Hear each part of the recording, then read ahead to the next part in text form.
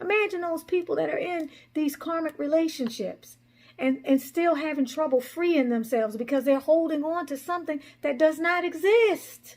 It exists in your head, but the head ain't never told the truth about anything almost. And certainly we can't believe what we see with our eyes. Your heart will always let you know. And we as women, as I mentioned at the beginning of this video, you have to love and trust yourself enough to listen to your heart. By the way, we're in the middle of our 30-day self-love challenge on patreon.com/Tanisha Ali. You need to come and join the spiritual community over there. It will help you to up level. It will give you company on this spiritual journey. It will help you do the healing and the inner work and reflection that you need to do. And you will have a soul tribe of people who are moving and traveling the same frequency. But this whole thing about, continuing to cling to something after it's long gone and telling yourself a truth that simply is not a truth. Guys, we have to really define for ourselves what it is to be loved. What does love feel like? We're just getting to the point where we're trying to examine what self-love is. We think we know what it's like to be loved, but if you don't know what self-love is, ain't no way in the hell you're going to know what it's like to be loved. How are you going to? What is going to be your frame of reference? If you don't love yourself, how are you going to know if somebody else loves you in the first place?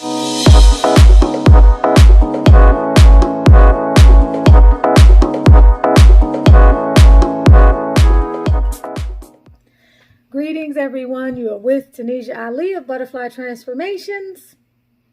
My goal is to help you gain clarity, to clear and heal your energetic and emotional blockages, to up-level your mindset, and to help you to manifest the glory of God that is within you.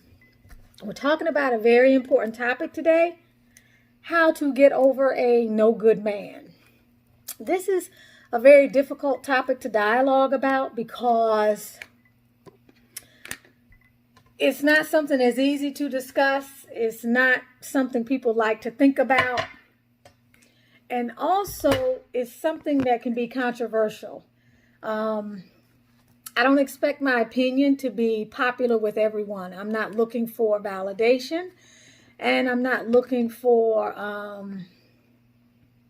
praise. But I am going to tell you what I think about this topic. I do have some experience with this topic, some personal experience, and I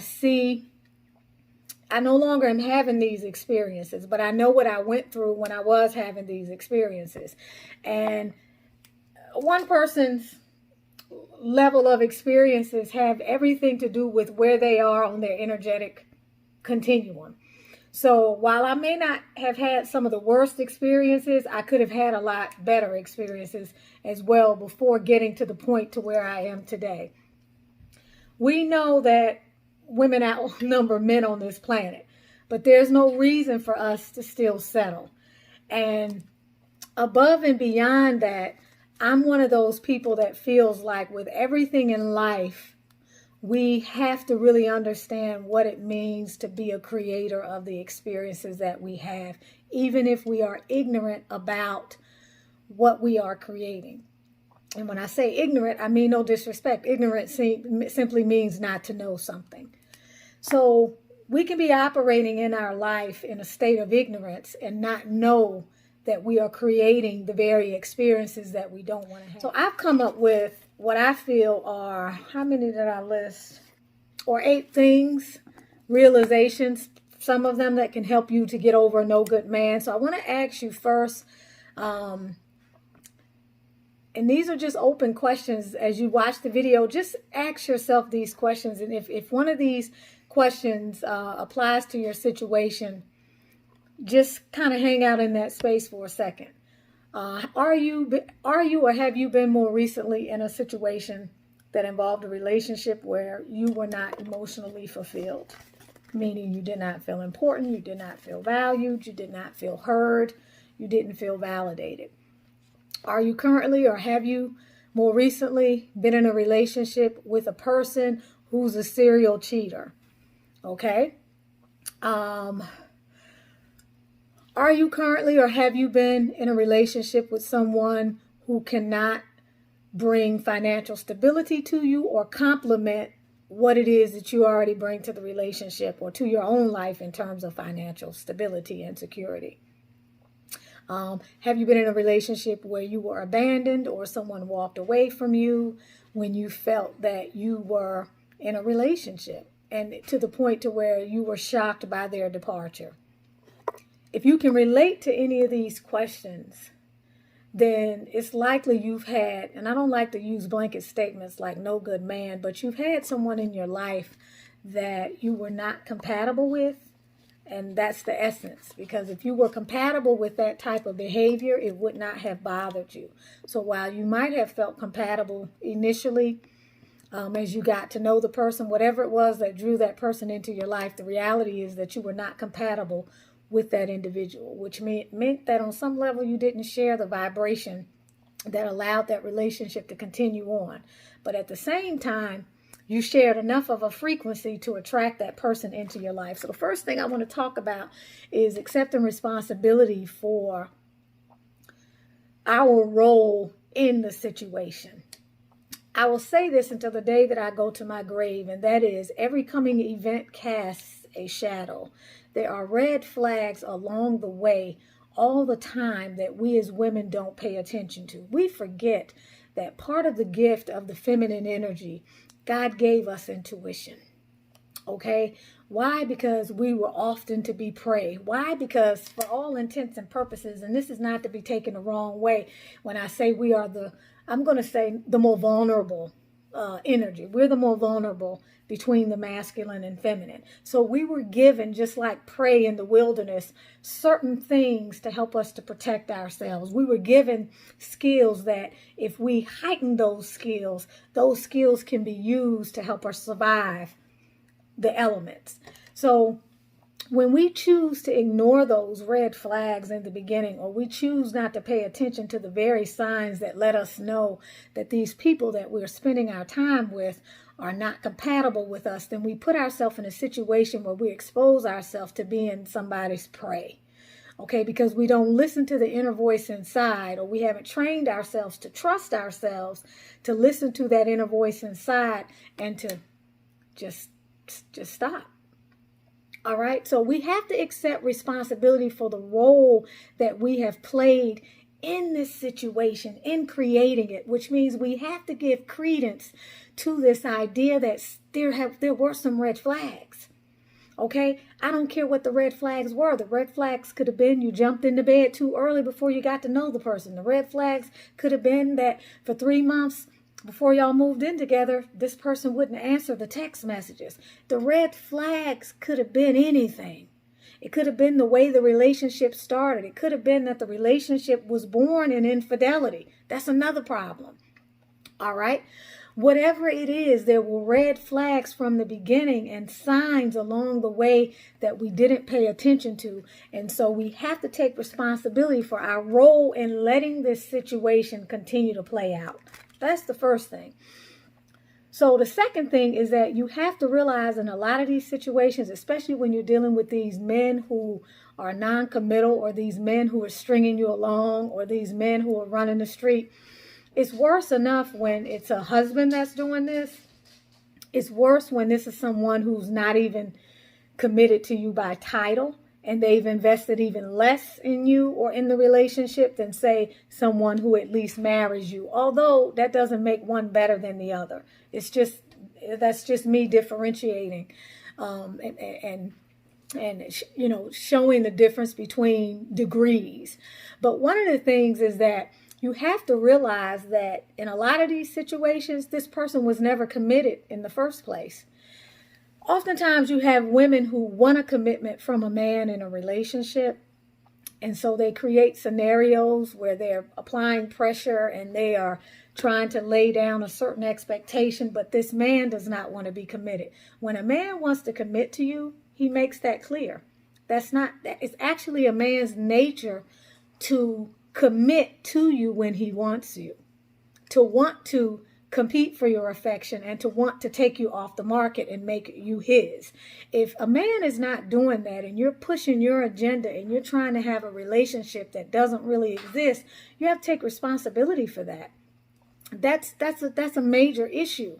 When I say he may not have wanted to be committed in the first place, there are signs too with that along the way. Was he committed to you in this particular paradigm? When we invest in something, we invest our time, we invest our emotions, we invest our financial and physical resources. Are you with someone who invested that kind of energy into you? If you have someone who cannot take care of themselves, how in the world are they going to come to the table with anything to offer you? If you have someone who's not invested in you financially, emotionally, okay, and in other respects in terms of their time and their resources, can you really say that you're in a committed situation to begin with? And if you're not in a committed situation to begin with, the reason why I bring this up is that you have to adjust your expectations. You can't have the same expectations of someone who was never committed to you in the beginning, or who did not want to commit in the beginning, or the relationship started out with you being aware that this person was seeing other women to begin with. And you just began to tolerate that, and somewhere along the line, you made it known that that was no longer acceptable, and you thought this person was on board with that, but maybe they were not on board with that. The third thing you have to do to get over a relationship with a no good man is you have to stop mourning the loss of something that you never had. We have to stop making excuses for our emotional, we have to learn how to draw the line between what is real and what is imagined and what is part of an illusion.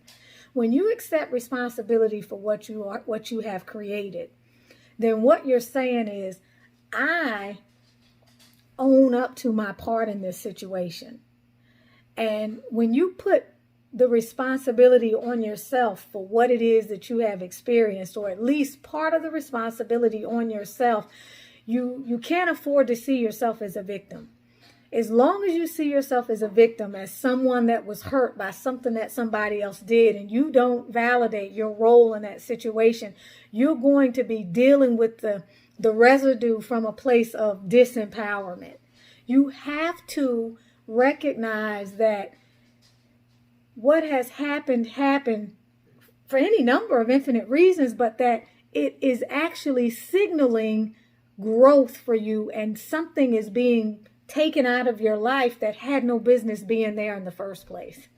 That can be difficult, but you have to stop mourning the loss of something that you never had in the first place. This does not speak to everybody. Those people that this speaks to, you understand what I'm saying. Many of you are in relationships with people who never invested anything to begin with. You were paying for everything. They came into your home and were living with you. They were driving your car. You were helping them pay their bills. They were living their life like an adult child. Okay, you hear me talk about that king of that Knight of Swords and that Knight of Wands. These adult children, okay, who can't be responsible in their own life and take care of their own situations. And then here you come trying to play mommy to them. And when they rebel, we don't understand what happened. That's a serious issue that we have to be willing to tackle. It's very serious, and we have to see it for what it is. So you have to deal with the reality of what you helped create, and you have to recognize that you deserve to be free and not to continue suffering, and that what it is that you thought you had, you didn't really have. And as you grow and you find that real divine life partner that is deserving of you, you will realize that what you felt for that person was something that was immature, that more than likely was something that wasn't any true love in the first place. Because our first and foremost primal instinct is self-preservation, right? So for somebody who's jeopardizing that, you have to ask yourself, am I in a state of emotional health to really be in a space where I can say that what this is that I feel for this person is love, or what does love really mean to me? And is love allowing Do I feel loved when someone is hurting me? Do I feel loved when someone is violating my trust? Do I feel loved when someone proves time and time again that I'm not valuable to them? So is what you really feel love, or is it an intense need for someone to fill a void? We have to ask ourselves these questions. The fourth thing we have to do is we really have to stop avoiding the pain of it. Meaning, you got to let it come out. You got to mourn the loss. You got to deal with it, a few times, and then you got to move on. But you have to express that. You have to get that out. You have to live in the light of what happened. You can't hide it from other people, which is what I did for some time. You can't hide it from other people. You can't act like it didn't happen. You can't act like you were hurt. You can't be worrying about keeping up appearances. You got to deal with the reality of what happened in your experience so that you can put it behind you. And putting it behind you is not looking for the next replacement, because all that's going to do is bring more of the same energy into your life. The fifth thing you have to do is that you really have to understand that this person came into your life to teach you a lesson that the people before him could not teach you.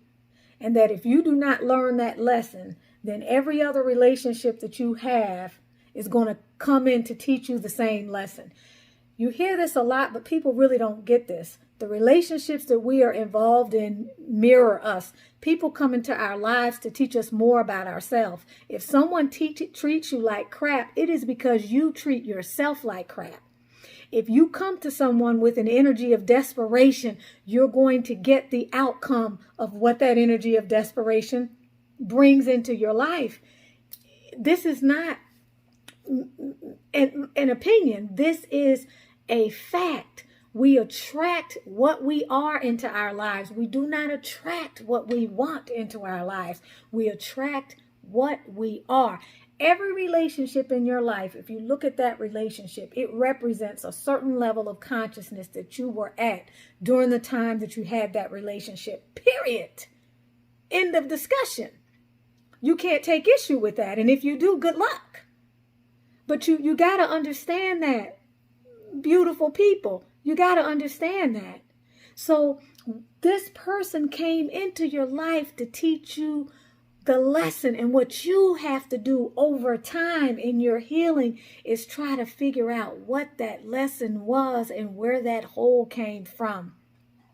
Always the lesson has to do with something that relates to self-love, self-worth, or your identity. You knowing who it is that you really are and valuing who you are. Okay, the lesson is always going to go back to that. And you will learn that lesson in this earth school time and time again. You will repeat the class, one failure after the other, until you eventually pass the class, whether it's in this life or in the next life. All right. Number 5. This might even be number 6. How do you get over a no good man? Is you have to have high standards. You have to set high standards for yourself. You have to have non-negotiables. You have to have things that you do not relinquish your attachment to when it comes down to how you decipher who is worthy enough to come into your life. You deserve the best, but if you don't think you deserve the best and you're willing to accept less, this is the kind of situation you're going to be in. Let me give you an example. A lady that I know, dating a man. She has car problem. All right. So turns out she needs a battery, of which someone that I know purchased a battery for her and put in her car.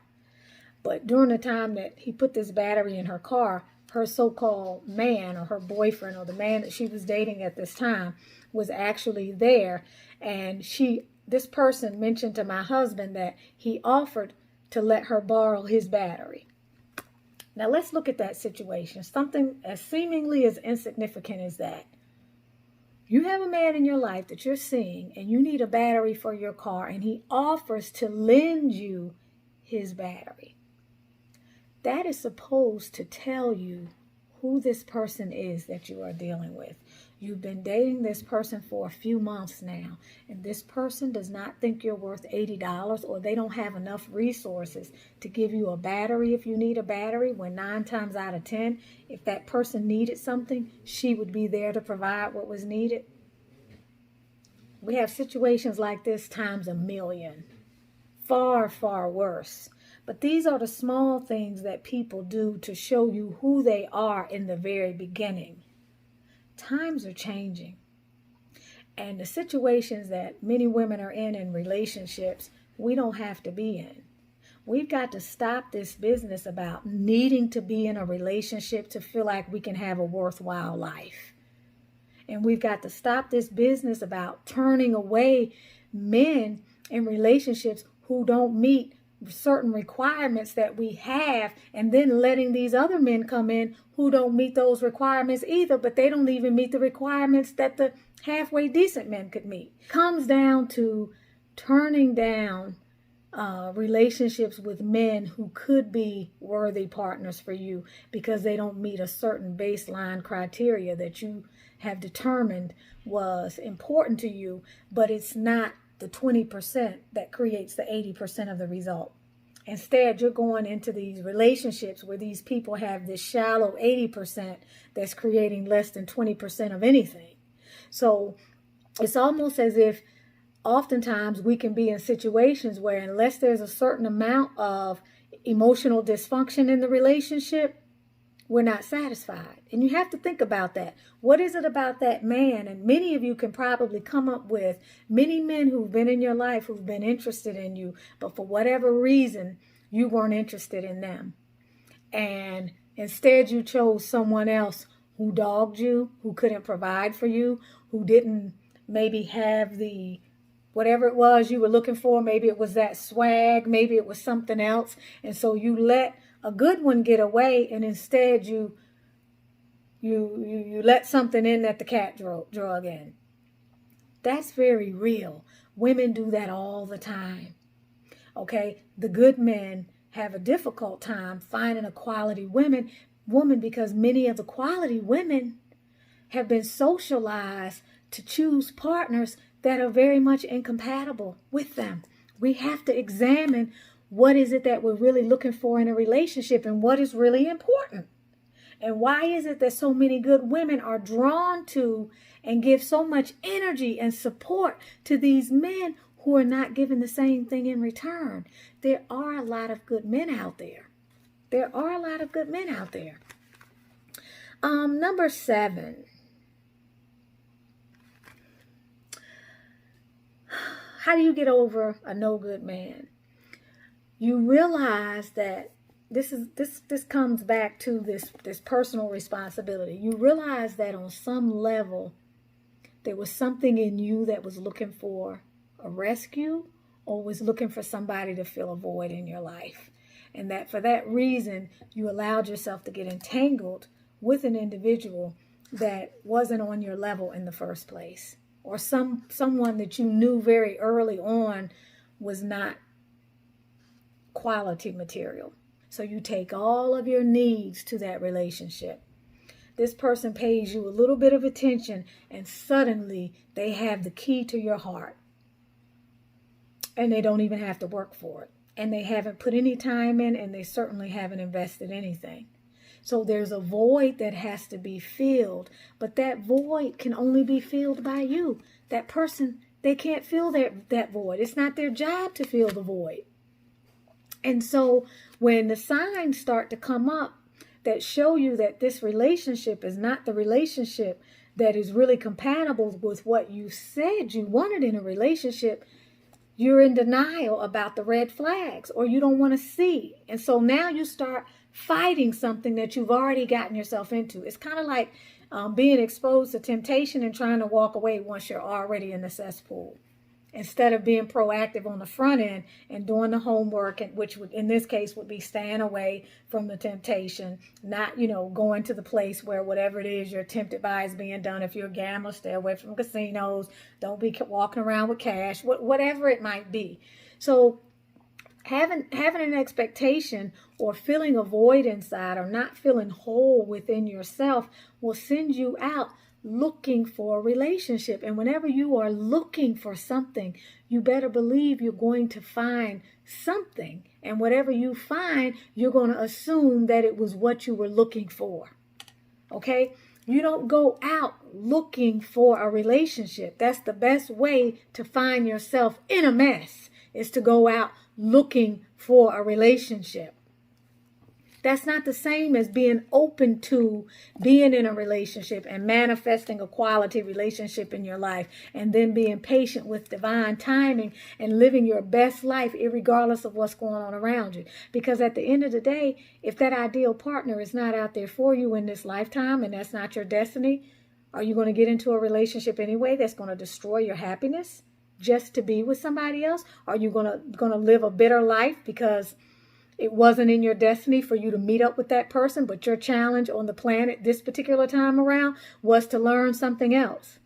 We have to accept the circumstances in which we find ourselves, and we have to create our happiness. And we have to be patient. And we have to raise our energetic vibration so that we can see clearly whatever the possibilities may be that are actually for us and are good for us. The 8th thing that you have to do to get over a no good man is you really have to sever your relationship. You can't go back and forth. When you have determined and you have clarity of vision and you can see through to the reality of what this situation is that you've been in, you have to sever the relationship. You have to move this person out of your life. You have to get into a mindset that helps you to understand that this was not a relationship that was based in reality. This was not a relationship for you in the first place. This relationship came to teach you a lesson. And now that you got that lesson, you are happy. You are grateful to that person because you actually know that you won't have to repeat that lesson anymore. Okay, and you know that they came here, whether they know it or not consciously, to give you that lesson. And you have to move on. That means removing their things out of your environment, taking their information out of your phone, clearing the text threads where they were telling you they loved you, where if they loved you, there's no way this thing could have happened the way it happened. It means healing and getting to a point where you trust in the Creator to help you move through this difficult circumstance, and you do your part to clear your energy so that you can wake up free of that experience, and you look at it for what it was instead of what you wanted it to be, and you don't see it from behind being in your feelings. You see it for what it was to represent in your life, and you see it as you having avoided something catastrophic. You see it that had you continued in that relationship and God had not freed you from it, okay, or the divine had not freed you from it and saw fit to move that person out of your life or to show you the signs that would help you move them out of your life, that you have to realize you dodged a bullet. And you got to be grateful because, y'all, time is precious. And the time that we put behind these piss poor relationships with these people who can't level up, and the subsequent emotional turmoil and the physical health issues that can come about as a result of pouring energy into something that's not giving anything back, you can lose years off your life misinvesting your resources into a relationship that you had no business being involved in the first place. Imagine if you have children with these individuals. Imagine those people that are in these karmic relationships and still having trouble freeing themselves because they're holding on to something that does not exist. It exists in your head, but the head ain't never told the truth about anything almost. And certainly we can't believe what we see with our eyes.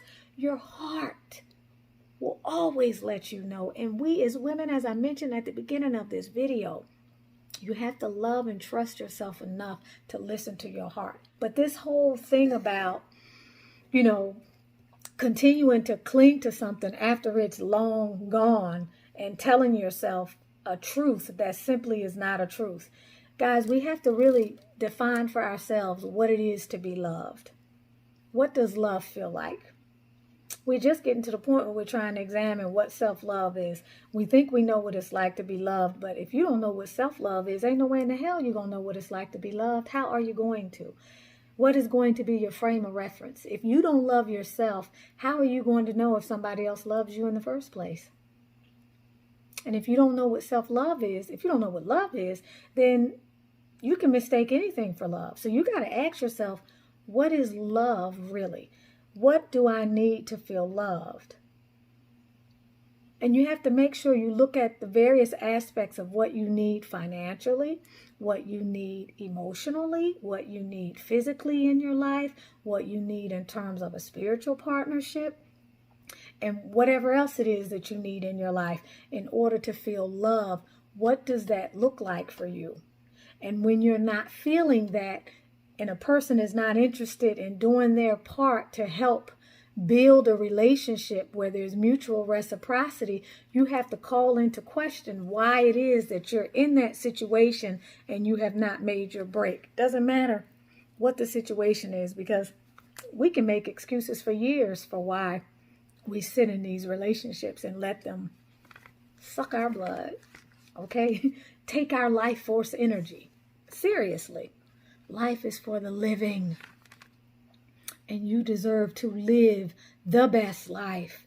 And in order to live the best life, you have to be willing to up level, and you got to know what the heck up level means. You can't say I'm living my best life and then be putting up with stuff like this.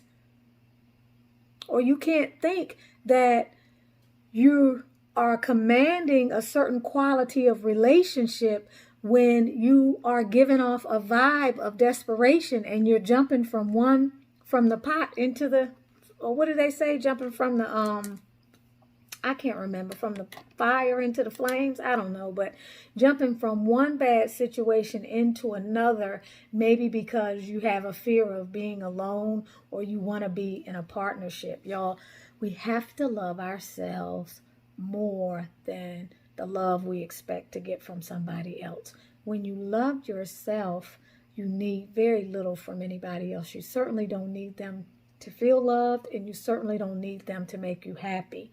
What they can do is share in your happiness. Your happiness should come from within you. Okay? Being in a codependent relationship where you need someone else in order to feel whole, that's problematic. And that's at the source of a lot of this. So the inner healing that needs to be done, the inner child work that needs to be done, the sacral chakra healing that needs to be done, it needs to be done. We have to look at these issues. So, you know, severing that relationship with that person, moving their things out of your physical environment, emotionally clearing that person. You may need to do some cord cutting and some womb work, literally some rituals in order to move this energy out. But just know that at the end of the day, in time, you will be healed. Be grateful that you dodged a bullet. And I promise you that as time goes on, you will understand what the lesson is that that person was supposed to teach you. And there will come a day where you will look back on that relationship and you will be thankful for it. If you learn the lesson you were supposed to get, you'll be thankful for it. If you're not thankful for it, it's because you didn't learn the lesson you were supposed to get. And you ain't ready. I'm serious.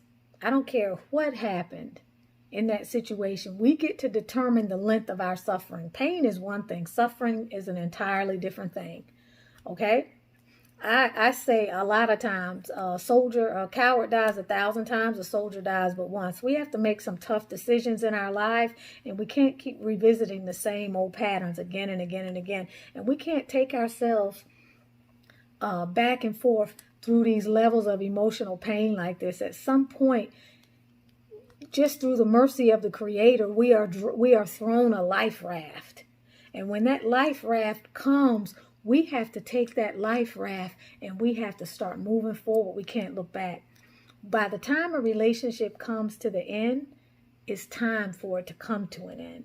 By the time you gather up the strength to leave a relationship, it's because you are now ready and you have all the tools you need to do that.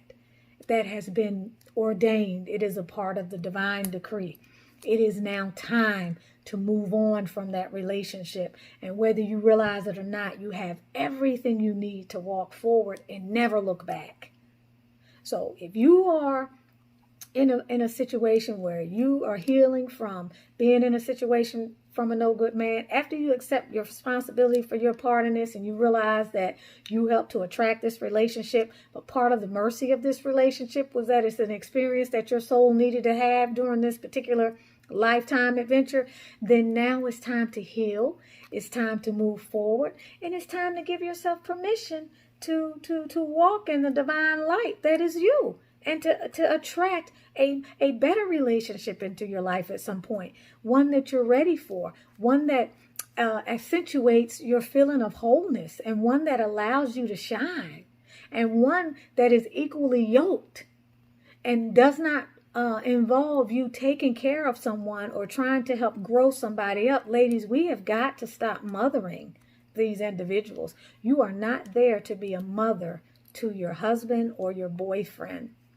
If you find yourself taking on the role of being a mother and doing the things that his mother would do, or doing the things that you might do for your own children, this is not a situation you need to be in. You're not supposed to be taking care of him. You're not supposed to be serving his needs. The two of you are supposed to be meeting each other's needs. Okay? It's a two-way street. Okay? You're not supposed to be having to grow him up. You're not supposed to be having to help him fulfill his dreams. Okay? Which is something I made the mistake of doing in my naivete. Investing my life and time and hard-earned money trying to help build somebody else's life who did not have their stuff together and who had not climbed the same rung of the ladder of life that I had climbed, and trying to reach back and pull that person up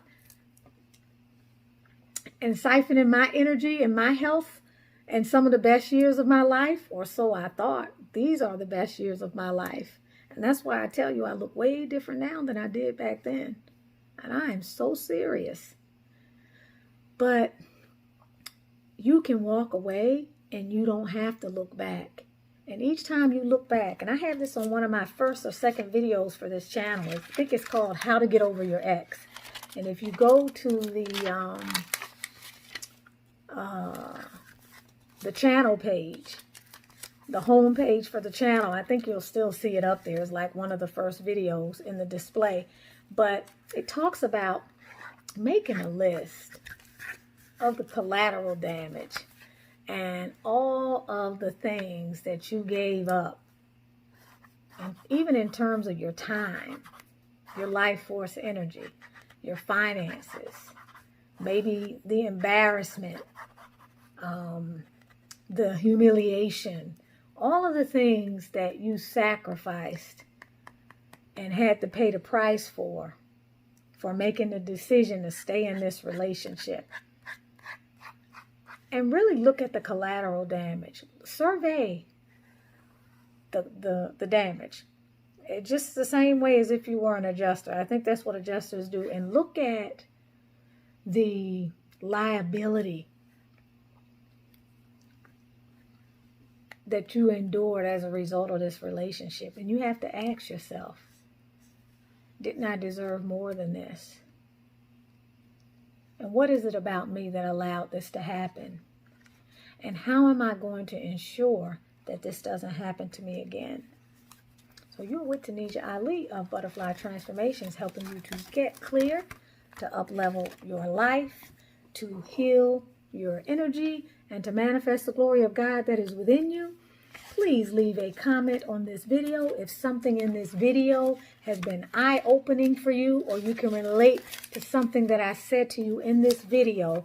Please share.